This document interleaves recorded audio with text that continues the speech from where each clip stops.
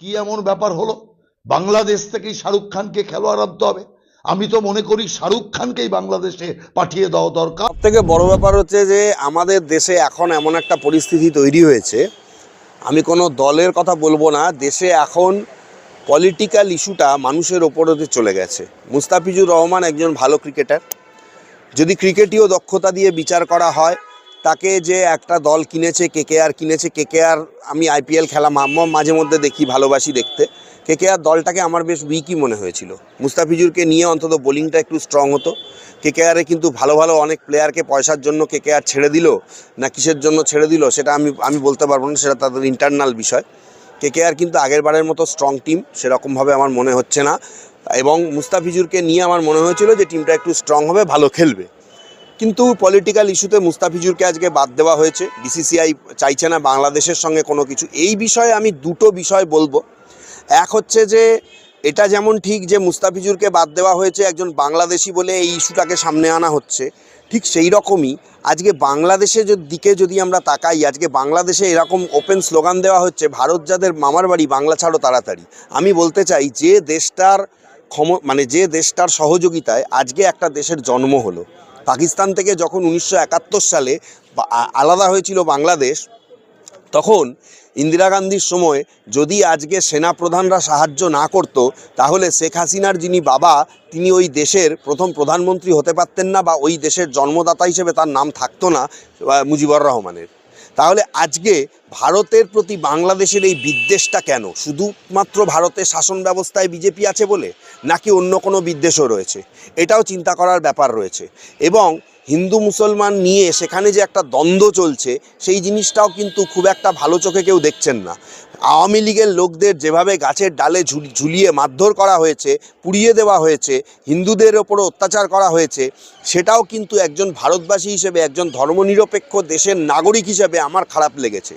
আজকে যদি বাংলাদেশ চোখ রাঙায়, দেখুন সিকিউরিটির প্রশ্নে আপনিও একজন ভারতীয়, আমি একজন ভারতীয়, আজকে যদি তাদের দেশে সেনাপ্রধান বলে আমরা ভারতকে ভয় করছি না, আমরা কাউকে ভয় পেতে বলিনি, কিন্তু এর মাঝখানে আপনারা জানেন কি হয়েছিল? পাকিস্তানের সঙ্গে যখন অ্যাটাক হয়, তার আগে বাংলাদেশ কীরকম আজে বাজে কথা বলছিল। এমনকি এই কথাও বলেছে যে আমরা কলকাতা দখল করে নেব, আমরা সেভেন সিস্টার দখল করে নেব। এটা কে বলেছেন? নোবেল জয়ী ইউনিস, যিনি, তারই লোকজন বলেছেন, বা তার মাধ্যমে এগুলো বলানো হয়েছে। কিন্তু আমরা শুনেছি যে আমাদের রাজ্যের বিরোধী দলনেতা শুভেন্দু অধিকারীর মুখে, আমরা বাংলাদেশে কারোর মুখে শুনিনি। না, সেটা তাহলে আপনি তাহলে বাংলাদেশে সেই ভিডিওগুলো তাহলে হয়তো আপনি দেখেননি, আপনারও সেইগুলো দেখা উচিত। এবং বাংলাদেশের কিন্তু এই মুস্তাফিজুর রহমানকে বাদ দেওয়াটা প্রথমে আসেনি, ঠিক ভারত যাদের মামার বাড়ি বাংলা ছাড়ো তাড়াতাড়ি, এইটা নেক্সট টাইম যখন এই স্লোগানটা উচ্চারিত হয়েছে, এবং তারপর থেকেই মুস্তাফিজুরের বিরুদ্ধে কিন্তু এই জিনিসটা হয়েছে। আমি মনে করি যেটা হয়েছে খারাপ হয়েছে। এবং আরও একটা জিনিস, যেটা যদি বিসিসিআইয়ের একটাই রুল হয় যে বাংলাদেশি কোনো প্লেয়ারকে পাকিস্তানের মতন যে এখানে ব্যান করা হবে, তাহলে আমি অন্তত বলবো যে তাহলে বাংলাদেশ যে চাইছে না ওয়ার্ল্ড কাপ এখানে খেলতে, সেটাকে তাহলে আইসিসি এবং বিসিসিআইয়ের সমর্থন করা উচিত। কারণ এখানে যদি একজন বাংলাদেশি প্লেয়ার এসে একটা টিমের হয়ে খেলে, সেইটার যদি দেশের সিকিউরিটি নিয়ে বা বাংলাদেশ নিয়ে যদি গণ্ডগোল হয়, তাহলে বাংলাদেশেরও এখানে সমস্ত খেলা, ওয়ার্ল্ড কাপে ফেব্রুয়ারি মাসে টি20 যে ওয়ার্ল্ড কাপ, সেটাও বন্ধ কেন? সেটা ওই যে কলম্বোতে যেমন পাকিস্তান খেলবে, বা সেই বাংলাদেশের ম্যাচগুলো সেখানে নিয়ে যাওয়া হোক। সেখানে কেন বাংলাদেশকে আসার জন্য বা বলা হচ্ছে, বা বাংলাদেশকে সেখানে কেন টাকার লোভ দেখিয়ে বিসিসিআই আটকে রাখছে, বা আইসিসি বলছে যে সরে গেলে সরে যাও, আমরা চেঞ্জ করব না? এই জিনিসগুলো গদ্দারি বলে আমার মনে হচ্ছে। আর দেখুন, ইট ছুঁড়লে পাটকেল খেতে হয়, এটা একদম ঘটনা। আমি আপনাদের এইটাই বলবো, মুস্তাফিজুরের ইস্যুটা যদিও একটা ইন্ডিভিজুয়াল ইস্যু, কিন্তু বাংলাদেশি সন্দেহে অনেক জায়গায় মারধর করা হয়েছে, অনেক জায়গায় তাদেরকে পুশব্যাক করা হয়েছে, পরবর্তীকালে দেখা গেছে তারা বাংলাদেশি নয়। যে সরকারি থাকুক না কেন, এইগুলোর আমি বিরোধিতা করি। পাশাপাশি আমি বলবো, আপনার কাছে ভিডিও নাই থাকতে পারে, রিসেন্ট বাংলাদেশে যে ঘটনা ঘটেছে, শুধু হিন্দুদের ওপর বলবো না, সেখানে একটা সরকার ছিল আওয়ামী লীগ, তাদের ওপর যেভাবে অত্যাচার করা হয়েছে, আমি আপনাকে বলছি, আপনি খুব ভালো করেই জানেন, বাংলাদেশ থেকে এসেছিলেন আমাদের চেয়ারম্যান, একটা হিউম্যান রাইটসের চেয়ারম্যান। আজকে তিনি বলছেন তিনি যদি কোনো প্রতিবাদ করতে যান, তিনি যদি কোনো কোনো কিছু নিয়ে তিনি যদি বলতে যান, রাতারাতি আজকে হয়তো তাকে মার্ডার হয়ে যেতে হবে। বাংলাদেশের যারা প্রতিবাদী মুখ, বাংলাদেশের জন্য যারা কাজ করতে চাইছেন, আজকে তাদের দেশে একটা মানে তুগলকি জায়গা চলছে। তাদের দেশের আজকে শিক্ষার কোনো দাম নেই, অনির্দিষ্টকালের জন্য স্কুল কলেজ বন্ধ, ছেলে মেয়েরা পড়তে যেতে পারছে না। দেশ এগোচ্ছে কি এগোচ্ছে না সেটা নিয়ে আমার বলার কিছু নেই, কিন্তু মনে হয় মোহাম্মদ ইউনিস তার দেশের শাসন ক্ষমতায় আসার পর তিনি ক্ষমতার লোভে এতটাই বিভোর হয়ে আছেন যে দেশকে যে এগিয়ে নিয়ে যাবেন, দেশের মানুষের যে উন্নতি করবেন, এটা তিনি করছেন না। এবং পাকিস্তানের উস্কানিতে ভারত বিদ্বেষ কিন্তু সেখানেও বাড়ছে। এটা কিন্তু ভারত ভালোভাবে নেবে না। ভারতের একজন নাগরিক হিসাবে আমি কিন্তু এটাকেও নিন্দা করব।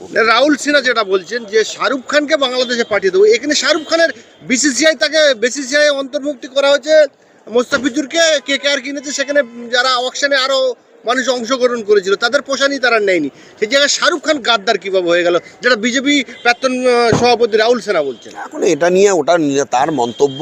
দেখুন, ব্যাপার হচ্ছে যে কি বলবো, রাহুল সিনহা প্রতিবারই ভোটে লড়াই করে ঠিকই, কিন্তু কোনোবারই ভোটে জিততে পারে না। বিজেপির কাছেই অনেকটা ব্রাত্য, তার নামও সেরকমভাবে শোনা যায় না একটা ইস্যুতে। দেখুন, আমি একটা জিনিস মনে করি, যারা মোটামুটি ভালো পোস্ট পায় না বা পোস্ট থেকে সরে যায়, সেই জায়গায় অন্য কেউ চলে আসে, আপনি মনে করবেন তার মধ্যে সেই দল বা সেই জায়গাটা কোনোভাবে খামতি তৈরি হয়। সেই খামতিটা সে কখনোই, রাজনৈতিক যিনি ব্যক্তিত্ব তিনি সেই খামতিটাকে কোনোভাবেই মানসিকভাবে মেনে নিতে পারেন না। কেমন কিছু বলে তিনি আবার তার দলের কাছে ফেমাস হতে চান, যাতে তিনি আবার পায়ের তলার জমি শক্ত করতে পারেন। শাহরুখ খানের মতো একজন ইন্টারন্যাশনাল অ্যাক্টর, তার সম্বন্ধে রাহুল সিনহা বললেই যে তাকে ছেড়ে দেওয়া হবে সেরকম কিছু নয়। বিসিসিআইয়ের কাছে সে একজন দামি ব্যক্তি, ভারতবর্ষের কাছে তিনি একজন দামি ব্যক্তি, সুতরাং তার কথার কোনো গুরুত্ব বিসিসিআই বা ভারতের অন্য কোনো লোকের কাছে আছে বলে আমার মনে হয় না।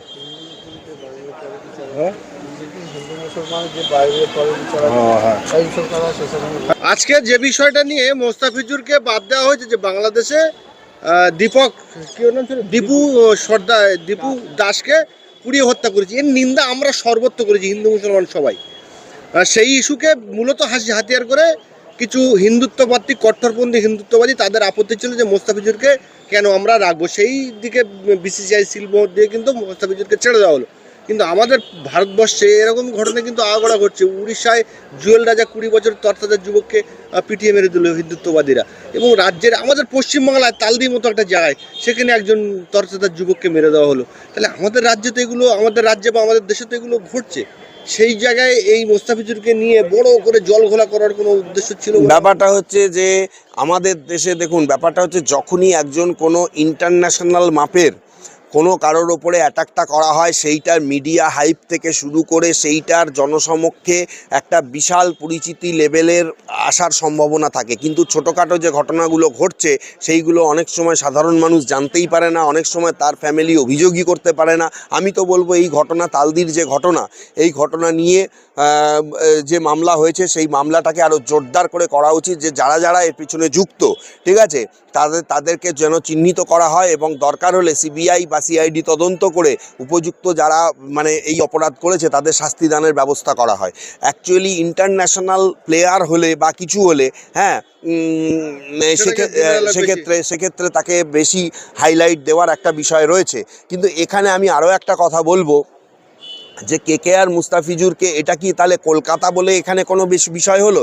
কারণ তাহলে তো আরেকটা বিষয় বলতে হয় যে শেখ হাসিনা, যাকে ভারতবর্ষ এখনও পর্যন্ত আত্মগোপন করে রেখেছে, বা বলা হচ্ছে তিনি অন্য কোথাও চলে গেছেন, আমার ধারণা এখনও পর্যন্ত তিনি দিল্লিতে কোথাও আত্মগোপন করে রয়েছেন, তাহলে তিনিও তো একজন বাংলাদেশি, তাকে কি করে রাখা হচ্ছে সেইটা নিয়ে তাহলে সেন্ট্রাল গভর্নমেন্টকে কেন কেউ প্রশ্ন তুলছেন না? আমি আপনাদের মাধ্যমে সেইটা নিয়েও তাহলে সেন্ট্রাল গভর্নমেন্টের ডিসিশন বিবেচনা করার জন্য সেন্ট্রাল গভর্নমেন্টকে ভেবে দেখার অনুরোধ রাখলাম।